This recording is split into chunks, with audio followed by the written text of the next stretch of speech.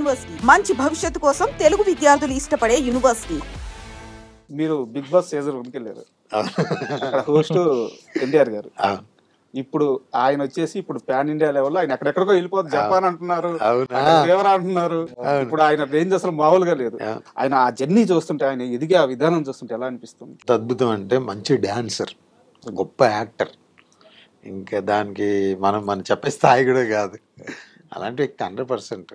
మరి ప్రౌడ్. మనం తెలుగు నుంచి ఎన్టీఆర్ గారు ఉండడం, జూనియర్ ఎన్టీఆర్ ఉండడం చాలా ప్రౌడ్ గా ఫీల్ అవ్వాల్సిన విషయం. అది అసలు కామెంట్ చేయాల్సిన, అంటే లైక్ ఆయన గురించి ఇది అనుకుని చెప్పుకునే స్టేజ్ లో కూడా లేదు పరిస్థితి.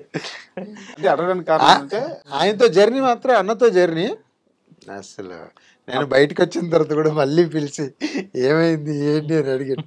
అన్న అసలు నా పరిస్థితి వేరు, నేను ఉన్నది వేరు. ఇక్కడ హై రిచ్నెస్. బిగ్ బాస్ అంటే ఏంది, సెంట్రల్ ఏసీలో నీట్గా చెప్పులు వేసుకొని ఎక్కడ కాలుకు మట్టేట కూడా చూసుకోలేదు. అది మనకు ఎక్కువైపోయింది. మనది అది కాదు కదా. ఎక్కడో పల్లెటూరులో నా లైఫ్ నేను బతికేది. సరే ఏదో వాళ్ళు వెళ్ళి పక్షిని బంధించినట్టు అయింది. నేను అదే చెప్పా. అవును చెప్పు, నాకు తర్వాత కూడా తెలిసింది నువ్వేంటి, అసలు నువ్వు ఉంటావు అనుకున్నావేమో అన్నాడు. అంటే నేను సంపూర్ణ బాబుడు ఎంత లక్కీయో, బిగ్ బాస్ నుంచి నా అంతలు నేను రావడం అంత బ్యాడ్ లక్. ఎందుకంటే అది బయటకు వస్తే కానీ నాకు తెలియలే, ఏది నాకు తెలియకముందే నేను అనుభవించేస్తాను. అండ్ మీకు తెలుసా, మీరు తప్పించి ఇప్పుడు దాకా ఎవరు అట్లా రాలేదు. వాళ్ళు అసలు అది ఆ చరిత్రలో లేదు. ఇప్పుడు బాస్ పంపిస్తే జనాలు ఓట్లు ఏక భాష తీసేస్తే రావాలి తప్ప వాళ్ళంతా వాళ్ళు రావడానికి లేదు. వాళ్ళు నిజంగా క్షమించి నన్ను కాబట్టి వదిలేచ్చారు. ఇప్పుడు హైదరాబాద్ అండి, అప్పుడు ఎక్కడ బాంబే, లోనావాల్. అసలు 2 రోజుల ముందు కొంచెం ఓపిక పట్టి అన్న మెంటాలిటీకి బిగ్ బాస్ లో ఉంటే విన్నర్ అయిపోయాడు. అన్నని ఫ్యాన్స్ కి, అన్న మంచి కోరుకునే వాళ్ళకి. సార్ ఇప్పుడు వస్తే వెళ్తారా బిగ్ బాస్ కి? చూద్దాం.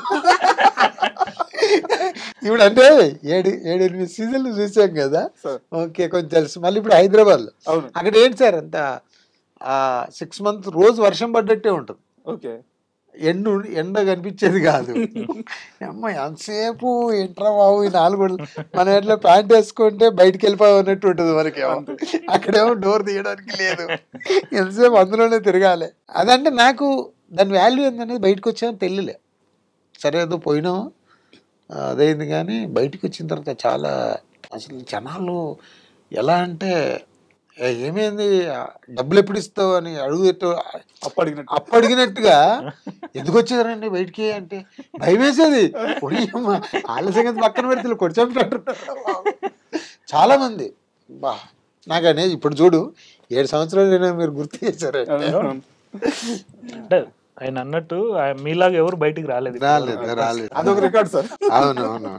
సినిమా విషయానికి వస్తే సార్, ఇప్పుడు సోదర మూవీ బజ్ అయితే మంచిగా బజ్ క్రియేట్ అయి ఉంది. ఎందుకంటే ఆల్రెడీ సాంగ్స్ సక్సెస్ కాబట్టి, అండ్ మీ కాంబినేషన్ మీరు చెప్పినట్టు ఆ స్టార్ క్యాంపెయినింగ్ కూడా ఉంది, అంతా పాజిటివ్గా ఉంది. బట్ ఈ రోజుల్లో ఒక సినిమా తీయడం కంటే ఒక సినిమాని సరిగ్గా ప్రాపర్గా రిలీజ్ చేయడం కష్టం. రిలీజెస్కి ఎలాంటి కష్టాలు ఏమన్నా ఫేస్ చేస్తున్నారా, ఎలా ప్లాన్ చేసుకున్నారు?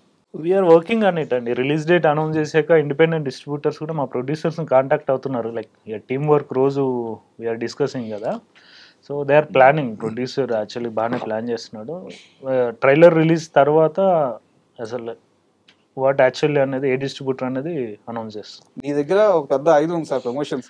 లేదు, అది ప్రమోషన్ పక్కన పెడితే అన్నుంటే అన్న సినిమాని చూడడానికి theatre compulsory, percentage audience compulsory రెడీగా ఉంటారు. బట్ వీఆర్ లైక్ ఈ సినిమాని కరెక్ట్ గా ప్రమోట్ చేసి కరెక్ట్ గా థియేటర్ లో పంపించడానికి మా ప్రయత్నం మేము చేస్తాం. ఇప్పుడు మనం చూసుకున్నట్టయితే సంక్రాంతికి వస్తున్నాం, అనిల్ రాయపూర్ గారు స్టార్ట్ చేశారు different type of promotions. Actual గా అలా కంటెంట్ బేస్డ్ చేయాలంటే సంపూర్ణేష్ గారు పర్ఫెక్ట్ గా సరిపోతారు వీడియోస్ కి. అలాంటి ఏమైనా ప్లాన్ చేస్తున్నారా? చేస్తున్నాం అండి. అన్న కూడా చాలా like suggestions, like we're planning. Once trailer launch గట్టిగా అయ్యాక చేద్దాం అనేది వీఆర్ ప్లానింగ్. అండ్ నాకు క్వశ్చన్స్ వచ్చా, అంటే మీరు కానీ కనిపిస్తే చాలా రోజు అడగాలనుకున్నాను.